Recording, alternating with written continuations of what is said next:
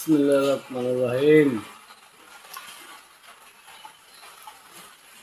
আজকে পবিত্র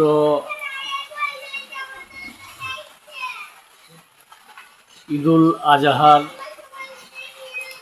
দিনে ঈদের জামাত পরে বাড়িতে আসলাম। আলহামদুলিল্লাহ, জামাত অবস্থায় অনেক বৃষ্টি হয়েছে, সারা বাংলাদেশে এরকম বৃষ্টি হইতেছে। তো জানি না অন্য অন্য জেলায় কীরকম হচ্ছে। আমাদের কিশোরগঞ্জ জেলায় প্রচণ্ড বৃষ্টি। জামাতের যে সময়টা কুরবানি ঈদে,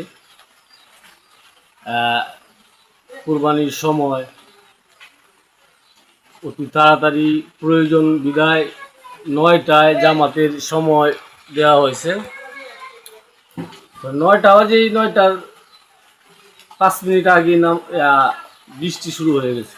তো এভাবে ভিজে মানুষে মুসল্লিরা নামাজ আদায় করেছে। এই জন্য বলি আলহামদুলিল্লাহ। দেশ এবং দেশের বাইরে প্রবাসী সকলকেই জানাই ঈদুল আজহার শুভেচ্ছা ও অভিনন্দন।